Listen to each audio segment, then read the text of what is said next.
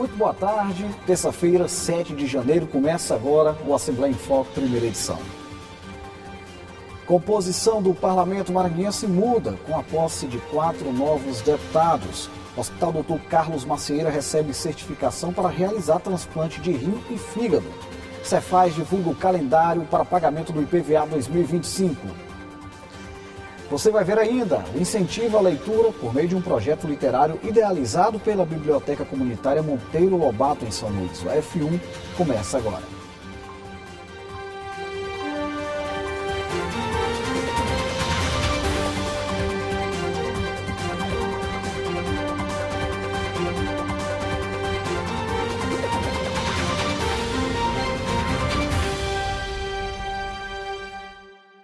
A composição da Assembleia Legislativa foi alterada com a chegada de novos deputados. O ato de posse contou com a presença de várias autoridades.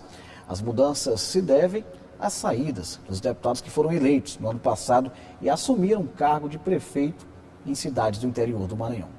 Declaro empossado no cargo de deputado. Passam a integrar a Casa Legislativa maranhense os deputados Catulé Júnior, Edson Araújo, João Batista II e Queque Teixeira.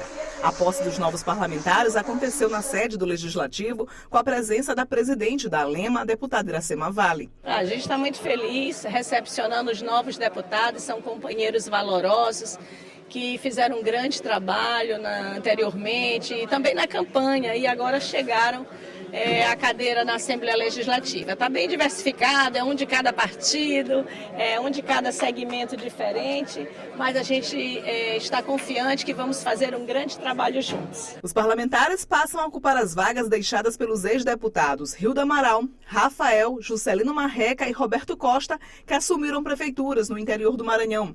Catulé Júnior ocupa a vaga de Hilda Amaral, prefeito de Imperatriz.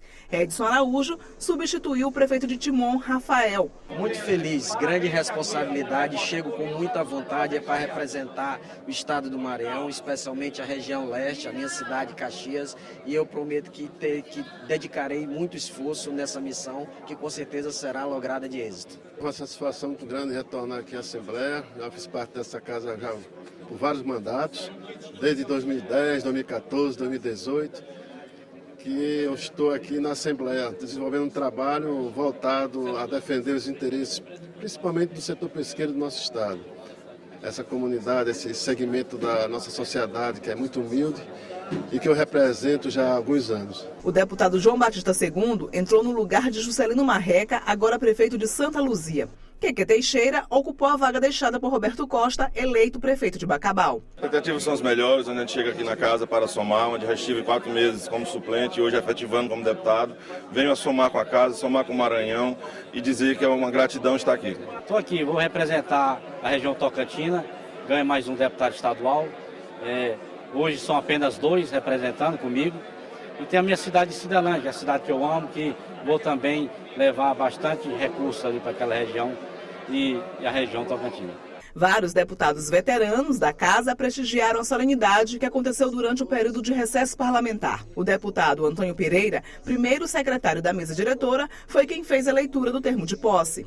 Isso vem renovar e motivar, inclusive nós que já somos deputados e estamos aqui nessa luta. Quero dar as boas-vindas a esses deputados e dizer para eles que eles aqui representam verdadeiramente o povo do Maranhão e que possam trabalhar em favor desse povo. Representando o governador Carlos Brandão, o vice Felipe Camarão também prestigiou a cerimônia. São experiências diferentes, são pessoas que já foram parlamentares, sejam municipais, sejam estaduais e voltam para o parlamento.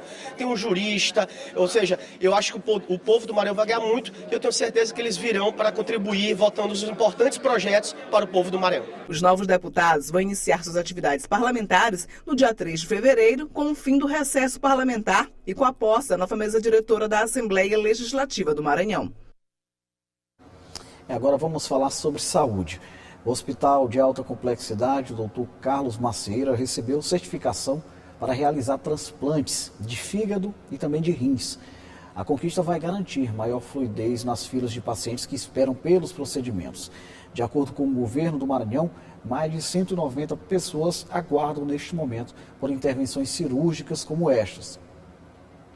O Hospital Dr. Carlos Macieira é a primeira unidade pública de alta complexidade da rede estadual a ser certificada pelo Ministério da Saúde para realizar a captação e o transplante de fígado e rim. Com a novidade, a Secretaria de Estado da Saúde quer reduzir em 50% a fila de transplantes de fígado e rim em 2025 no Maranhão. Os primeiros transplantes no hospital estão previstos para começar em março ou abril. No início deste ano, a equipe multiprofissional deve passar por treinamento e capacitação para atender cada paciente, desde o pré-transplante até o acompanhamento pós-operatório. Esse paciente ele é atendido por uma equipe de enfermeiros, psicólogos, terapeuta ocupacional, assistente social, pela equipe médica de nefrologistas, hepatologistas, cirurgiões, da urologia e do aparelho digestivo, que de fato vão avaliar a indicação real do transplante. Uma vez que é indicado o transplante, ele passa a ser acompanhado, entra na fila e fica aguardando até o momento de efetivar. Quando existe a alocação de um órgão compatível com aquele perfil daquele paciente, ele é comunicado via telefônica para se dirigir imediatamente ao hospital e se preparar para o implante. A certificação vai permitir ainda que a unidade atue em parceria com o Hospital Universitário Presidente Dutra, o HUFMA. Sendo assim, o Maranhão passa a contar com 3 centros especializados em transplantes. De acordo com a SES, hoje 185 pacientes aguardam por transplante de rim, 11 por fígado e 696 por córnea. Daí a importância de incentivar a doação de órgãos no estado. A gente só consegue efetivar esse trabalho, salvar essas vidas e transformar a vida dessas famílias se nós tivermos o sim, esse ato de amor e generosidade nesse momento tão difícil. Então, para nós sensibilizar, falar sobre isso em casa, na nossa escola, na igreja, com nossa família, é a medida mais importante e efetiva que a gente tem para, de fato, conseguir efetivar esse trabalho na ponta e beneficiar as pessoas que precisam. Notícia boa, viu? Olha, no próximo bloco, Cefaz divulga calendário para o pagamento do IPVA 2025. E mais, Biblioteca Comunitária Monteiro Lobato promove projeto de incentivo à leitura para crianças e adolescentes em São Luís. A gente volta já.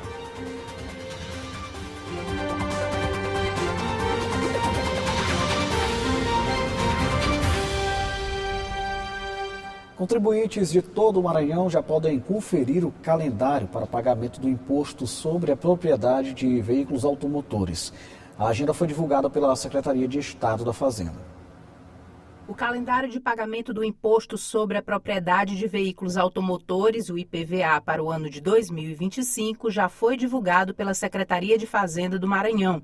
O imposto, que é cobrado anualmente, é essencial para o licenciamento dos veículos e para garantir a regularidade de circulação. Além disso, o IPVA tem papel importante na arrecadação de recursos que são investidos em áreas como saúde, educação e infraestrutura, beneficiando diretamente a população. É importante a gente observar que este ano de 2025 o governo vai oferecer 10% de desconto para pagamento à vista. Ou seja, até o dia 28 de fevereiro, você que optar pelo pagamento integral do imposto, você vai ter esse condicionante de 10% no desconto. O pagamento do IPVA pode ser realizado tanto em cota única, garantindo o desconto de 10%, como de forma parcelada em até 3 vezes. O contribuinte deve estar atento às datas de vencimento, que variam de acordo com o final da placa do veículo. O não pagamento pode resultar em multas e impedir o licenciamento do veículo. A cota única com 10% de desconto deverá ser paga em 28 de fevereiro para todos os finais de placa. Já para quem optar pagar parcelado, precisa ficar atento à data da primeira parcela, que muda de acordo com o final da placa. Para veículos com final de placa 1 e 2, a primeira parcela terá vencimento em 7 de março. Para veículos com final de placa 3 e 4, a primeira parcela terá vencimento em 14 de março. Para veículos com final de placa 5 e 6, a primeira parcela terá vencimento em 21 de março. Para veículos com final de placa 7 e 8, a primeira parcela terá vencimento em 28 de março. E para veículos com final de placa 9 e 0, a primeira parcela terá vencimento em 31 de março. O pagamento do IPVA pode ser feito em agências bancárias, casas lotéricas ou pelo aplicativo de internet banking. É fundamental regularizar a situação do veículo para evitar penalidades e contribuir para o avanço do Estado. O tempo amanheceu fechado na região metropolitana de São Luís. As primeiras chuvas na capital já eram aguardadas, mas também trouxeram problemas. A primeira chuva de 2025 em São Luís, registrada na manhã desta segunda-feira, trouxe um alívio temporário para o calor intenso que marcava os primeiros dias do ano. Mas o volume de água também evidenciou problemas recorrentes na cidade, como alagamentos e complicações no trânsito. No centro, ruas importantes ficaram parcialmente alagadas, tornando o tráfego de veículos mais lento e exigindo atenção redobrada dos motoristas. Na Avenida Beira-Mar, um carro ficou parado no meio da rua. Pedestres enfrentaram dificuldades buscando abrigo em paradas de ônibus. Alguns transtornos. A Defesa Civil emitiu um alerta recomendando que motoristas evitem áreas críticas, já conhecidas por alagamento. A população também foi orientada a redobrar os cuidados durante o deslocamento em dias de chuva. E aí, já que a gente está falando sobre o clima, eu vou chamar a Nanda Fontinelli, que tem a previsão do tempo para as próximas horas em algumas regiões do estado. Ô Ananda, boa tarde, é com você. Boa tarde, Ronald. Boa tarde para você. Vamos à previsão do tempo para essa terça-feira aqui na capital e no interior do estado. Na capital, de amanhecer com tempo nublado, à tarde o sol deve aparecer, mas são esperadas pancadas de chuva no finalzinho da tarde, início da noite. A mínima fica entre 25 e chega até os 31 graus na máxima aqui na ilha. Em Cidelândia, que tem alerta laranja por lá, segundo o Instituto Nacional de Meteorologia, o sol aparece entre nuvens, com possibilidade de pancadas de chuva na região. À noite, o tempo deve ficar firme. A mínima é de 25 e a máxima pode chegar até os 30 graus. E para a gente encerrar, na cidade de Balsas, que tem alerta amarelo por lá, o sol aparece agora à tarde, mas são esperadas pancadas de chuva à noite lá na região. Os termômetros variam entre 24 e chegam até os 34 graus. Antes da gente encerrar, o Instituto Nacional de Meteorologia emitiu esses alertas laranja e amarelo de chuvas intensas para 64 municípios maranhenses.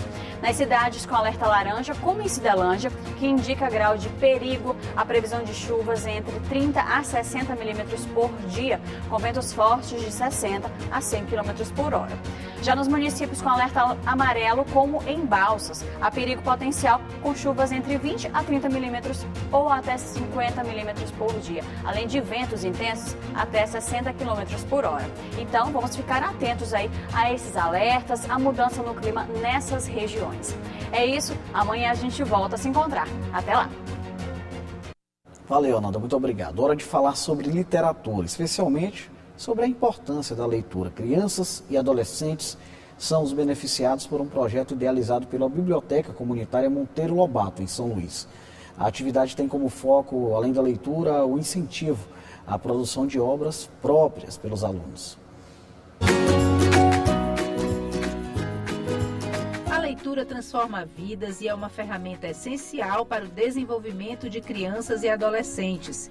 Em São Luís, a ONG Ilha Literária, por meio da Biblioteca Comunitária Monteiro Lobato, desempenha um papel fundamental ao oferecer acesso a um mundo de conhecimento através dos livros, especialmente para quem não tem uma biblioteca por perto. Como CEO do Instituto Mariana, acredito muito que a gente pode mudar a vida dessas crianças que estão conosco, que estão aqui no nosso território, no nosso espaço, e que a gente possa levar isso adiante, deixando também futuras gerações cuidando desse espaço e da literatura como um patrimônio da humanidade. O projeto já impactou centenas de crianças e jovens, promovendo o gosto pela leitura e incentivando a produção literária. Mais de 200 crianças entre 6 e 16 anos participam do projeto de leitura.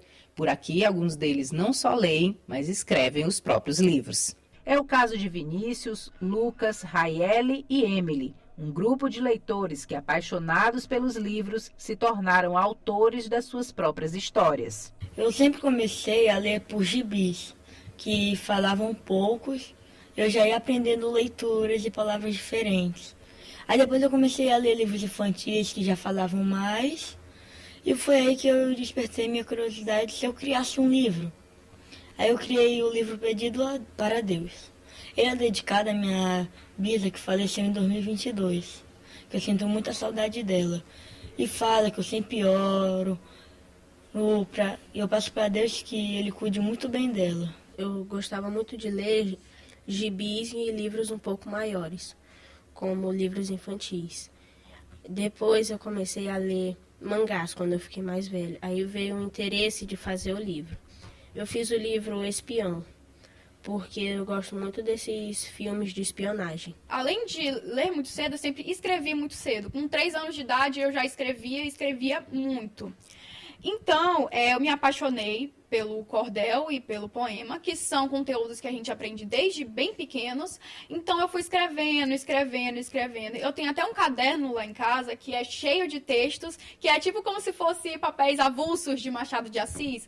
É uma coisa maravilhosa que eu sempre me apaixonei desde muito pequena. Eu comecei a ter essa paixão pelo livro quando eu tinha 5 anos, que o meu tio, ele me deu o meu primeiro livro de presente, foi o livro Pequeno Príncipe.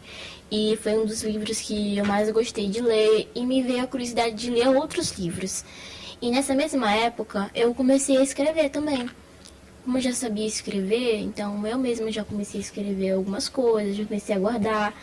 E foi daí que veio a minha paixão pela escrita e pela leitura. Melanie, professora de língua portuguesa e literatura, destacou o impacto na formação dos estudantes. Ela foi aluna da escola e hoje retorna como professora. Fiquei extremamente feliz porque foi aqui que eu me apaixonei pela leitura e logo depois de um bom tempo, voltei como professora e hoje também sou extremamente feliz porque eu ensino para crianças língua portuguesa e literatura, no qual eu sou apaixonada e fico muito, muito grata por passar hoje esse conhecimento para esses alunos, o conhecimento que eu adquiri aqui. Para os pequenos, a leitura também é uma oportunidade de explorar novas ideias, desenvolver seus próprios pensamentos e sonhar com um futuro cheio de possibilidades.